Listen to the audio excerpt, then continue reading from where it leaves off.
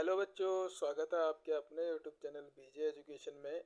मैं मोहित बदुल्ला, शैक्षिक अभिवृद्धि टीचिंग एप्टीट्यूड के नए टॉपिक के साथ। आज का टॉपिक है आपका शिक्षा के अवसर और उत्कृष्टता। ठीक है, आपकी तैयारी सहायक अध्यापक आगामी भर्ती जो होनी है उसकी चल रही है, जिसमें ये चैनल आपकी टीचिंग एप्टीट्यूड की जो 30 नंबर का पूछा जाता है उसको कवर करिएगा। चलिए शुरू करते हैं। इसका सीधा सा अर्थ है किसका? शिक्षा के अवसर और उत्कृष्टता का जो संबंध है उसका अर्थ क्या है? समाज के हर व्यक्ति को न केवल शिक्षा प्राप्त करने का समान अवसर मिले, बल्कि वो शिक्षा ऐसी होनी चाहिए जो उसे बेहतरीन एक्सीलेंस बनाए। देखिए, शिक्षा में ऐसा गुण होना चाहिए जैसे आपके करेक्टर को इन्हेंस करे और आपकी क्रिटिकल थिंकिंग को बढ़ाए। ठीक है, तो वही क्या है, आपका शिक्षा एक अच्छी शिक्षा कहलाती है। पहला आपका अवसर का मतलब, अपॉर्चुनिटी क्या है? अवसर का अर्थ केवल स्कूल में एडमिशन लेना नहीं है। इसका मतलब है कि शिक्षा की राह में आने वाली जो भी बाधाएं हैं, जैसे गरीबी, लिंग भेद या डिस्टेंस जो दूरी होती है, उसको वो क्या हो, खत्म हो। एक गांव की लड़की जिसे पहले पढ़ने के लिए शहर जाना पड़ता था, अब उसके गांव में ही सरकार ने एक आधुनिक स्कूल खोल दिया। यह उसे शिक्षा के समान अवसर प्रदान करता है। ठीक है। सेकंड है उत्कृष्टता का मतलब, यानी एक्सीलेंस क्या है? उत्कृष्टता केवल अच्छे नंबर लाना या रटना नहीं है, जैसा कि आपके टेक्स्ट में लिखा है। यह अनुभूति, एक्सपीरियंस और कौशल, स्किल्स के बारे में बताता है।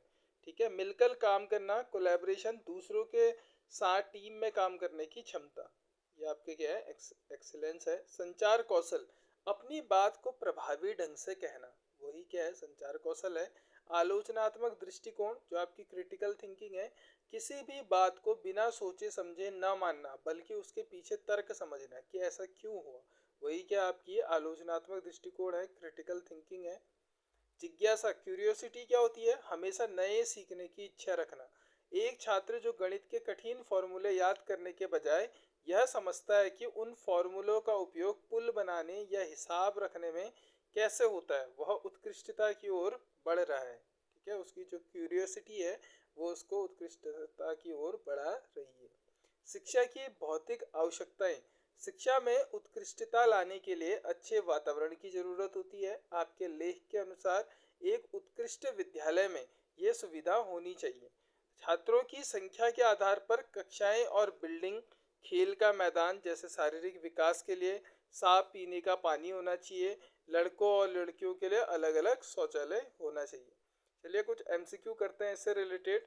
पहला है, शिक्षा में उत्कृष्टता का मुख्य आधार क्या है? ऑप्शन है केवल परीक्षा परिणाम, केवल रटना, अनुभव, कौशल और जिज्ञासा, या केवल स्कूल की बिल्डिंग। तो जो आपकी उत्कृष्टता होती है वो होता है अनुभव, कौशल और जिज्ञासा, उसका आधार है, बेस है। नेक्स्ट है, शिक्षा को कैसा निधि माना गया है, कैसा एसेट माना गया है? ऑप्शन है आर्थिक अक्षय निधि, सांस्कृतिक अक्षय निधि, राजनीतिक निधि, या इनमें से कोई नहीं। तो जो शिक्षा है आपका वो सांस्कृतिक अक्षय निधि माना गया है। आर्थिक विकास और परिवर्तन का सबसे सशक्त माध्यम क्या है? आपके ऑप्शन है व्यापार, राजनीति, शिक्षा या कृषि। तो आर्थिक विकास और परिवर्तन का सबसे सशक्त माध्यम शिक्षा है। अगला है आपका, शिक्षा का स्वरूप किसके अनुसार होना चाहिए? व्यक्तिगत पसंद, पुरानी परंपरा, राष्ट्र के सामाजिक और आर्थिक लक्ष्यों के अनुसार, या केवल विदेशी तकनीक के अनुसार। तो जो आपका शिक्षा का स्वरूप है राष्ट्र के सामाजिक और आर्थिक लक्ष्यों के अनुसार होना चाहिए। प्रश्न संख्या 5, उत्कृष्टता का संबंध इनमें से किससे है? ऑप्शन है आपके संचार कौशल, दूसरों के साथ मिलकर काम करना, आलोचनात्मक दृष्टिकोण, या उपरोक्त सभी। तो उत्कृष्टता आपका उपरोक्त सभी के अंतर्गत आता है। प्रश्न संख्या 6, एक उत्कृष्ट विद्यालय या स्कूल में पेयजल की स्थिति कैसी होनी चाहिए? सीमित, स्वच्छ और पर्याप्त, सशुल्क, या स्कूल के बाहर। तो कैसी होनी चाहिए? स्वच्छ और पर्याप्त। नेक्स्ट प्रश्न है, प्रश्न संख्या 7, शिक्षा प्रणाली में परिणात्मकता, परिमाणात्मक,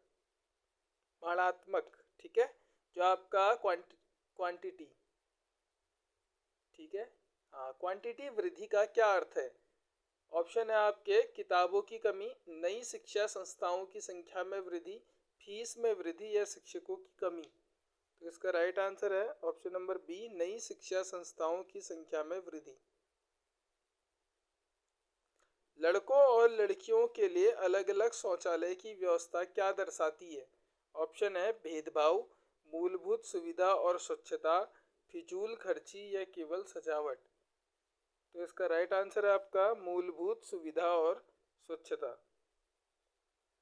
प्रश्न संख्या 9, आलोचनात्मक दृष्टिकोण का क्या अर्थ है?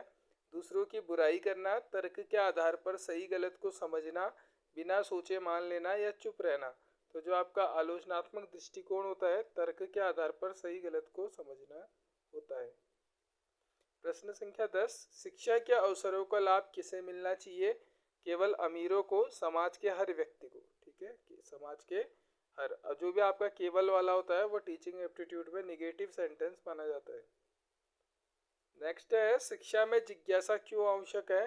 प्रश्न पूछने के लिए, नया सीखने और समझने के लिए, परीक्षा में बैठने के लिए या अनुशासन के लिए।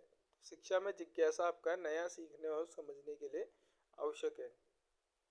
प्रश्न संख्या 12, खेल का मैदान स्कूल में क्यों जरूरी है?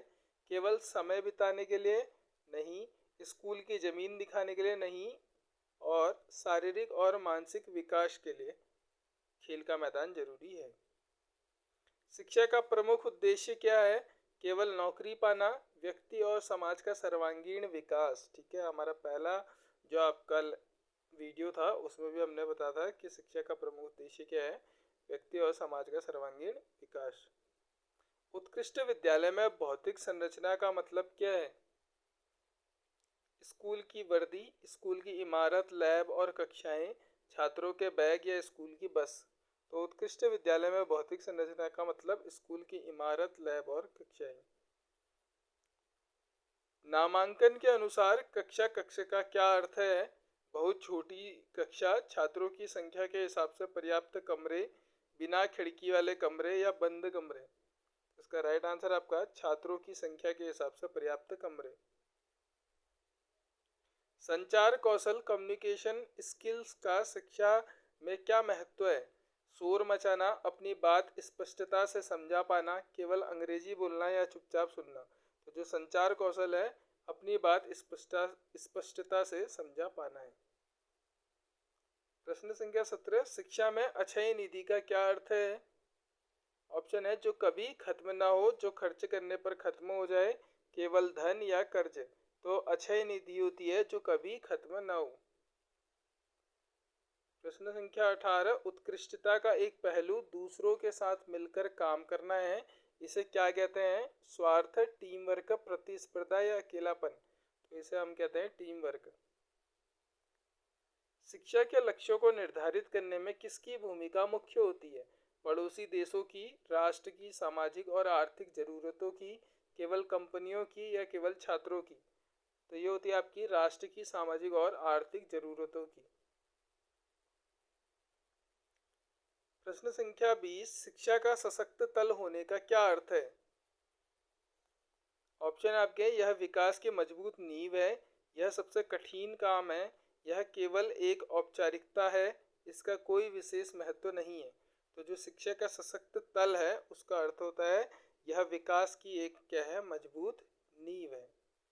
ठीक है, तो आज हमने देखा टीचिंग एप्टीट्यूड का एक और टॉपिक, शिक्षा के अवसर और उत्कृष्टता। ये सभी आपका उत्तराखंड एलटी का जो सिलेबस है आपका टीचिंग एप्टीट्यूड का, उसी से रिलेटेड है। अगर चैनल में पहली बार आए हैं तो बीजे एजुकेशन के चैनल को सब्सक्राइब करें, वीडियो को ज़्यादा से ज़्यादा शेयर करें। मिलते हैं नेक्स्ट वीडियो में, तब तक के लिए अपना ध्यान रखें।